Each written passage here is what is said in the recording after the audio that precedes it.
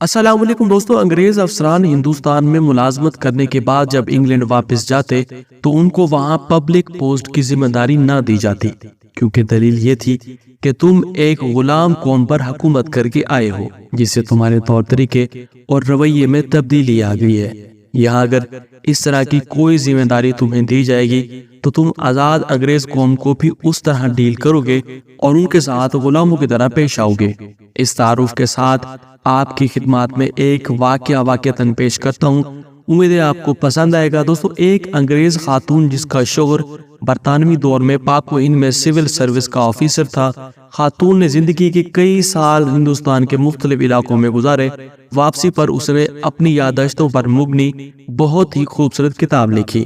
خاتون نے لکھا، میرا شوہر جب ایک ضلع کا ڈپٹی کمشنر تھا، اس وقت میرا بڑا بیٹا تقریباً 4 سال کا اور بیٹی 1 سال کی تھی۔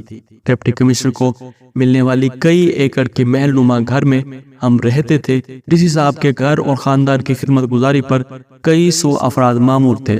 روز پارٹیاں ہوتی، شکار کے پروگرام بنتے، ضلع کے بڑے بڑے زمیندار ہمیں اپنے ہاں مدعو کرنا باعث فخر سمجھتے تھے، اور جس کے ہاں ہم چلے جاتے تھے وہ اسے اپنی عزت افزائی سمجھتا۔ ہمارے ٹھاٹ باٹ ایسے تھے کہ برطانیہ میں ملکہ اور شاہی خاندان کو بھی مشکل سے ہی میسر تھے۔ ٹرین کے سفر کے دوران نوابی ٹھاٹ سے آراستہ ایک عالی شان ڈبہ ڈپٹی کمشنر صاحب کی فیملی کے لیے مخصوص ہوتا تھا۔ جب ہم ٹرین میں سوار ہوتے تھے، سفید لباس میں ملبوس ڈرائیور ہمارے سامنے دونوں ہاتھ باندھ کر کھڑا ہو جاتا اور سفر کے آغاز کی اجازت طلب کرتا۔ اجازت ملنے پر ہی ٹرین چلنا شروع ہوتی۔ ایک بار ایسا ہوا کہ ہم سفر کے لیے ٹرین میں بیٹھے تو روایت کے مطابق ڈرائیور نے حاضر ہو کر اجازت مانگی۔ اس سے پہلے کہ میں بولتی، میرا بیٹا بول اٹھا جس کا موڈ کسی وجہ سے خراب تھا۔ اس نے ڈرائیور سے کہا کہ ہرگز نہیں، ٹرین نہیں چلے گی۔ ڈرائیور نے حکم بجا لاتے ہوئے کہا، جو حکم چھوٹے سرکار۔ کچھ دیر بعد صورتحال یہ تھی کہ اسٹیشن ماسٹر سمیت پورا عملہ جمع ہو کر میرے 4 سالہ بیٹے سے درخواست کر رہا تھا کہ ٹرین چلے گی، اجازت دے دیں۔ بیٹا ٹرین چلانے کی اجازت دینے کو تیار نہیں تھا۔ بالآخر بڑی مشکل سے میں نے کئی چاکلیٹس دینے کے وعدے پر بیٹے سے ٹرین چلوانے کی اجازت دلوائی تو سفر کا آغاز ہوا۔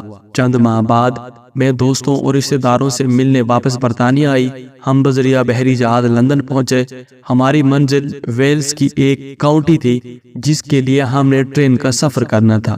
بیٹی اور بیٹے کو اسٹیشن کے ایک بینچ پر بٹھا کر میں ٹکٹ لینے چلی گئی۔ قطار طویل ہونے کی وجہ سے خاصی دیر ہو گئی، جس پر میرے بیٹے کا موڈ بہت خراب ہو گیا۔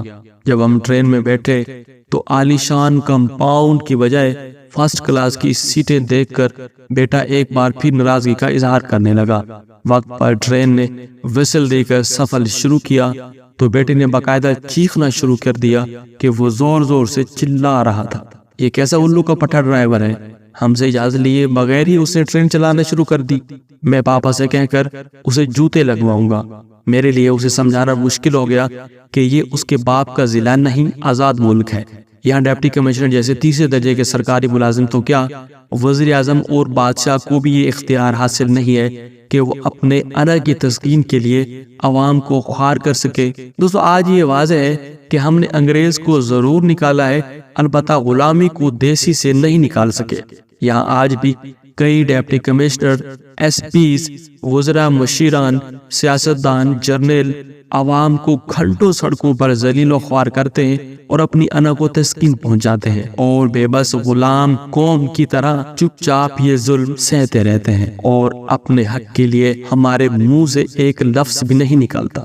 اس غلامی سے نجات کی واحد صورت یہی ہے کہ ہم ہر طرح کے تعصبات اور عقیدوں کو بالا طاق رکھ کر ہر پروٹوکول لینے والے کی مخالفت کرنی ہوگی، ورنہ صرف 14 اگست کو جھنڈے لگا کر اور موم بتیاں جلا کر خود کو دھوکہ دے لیا کیجیے کہ ہم آزاد اور خوددار قوم ہے، جو کہ یقیناً ہم نہ تو آزاد ہے اور نہ ہی خوددار۔ اللہ حافظ۔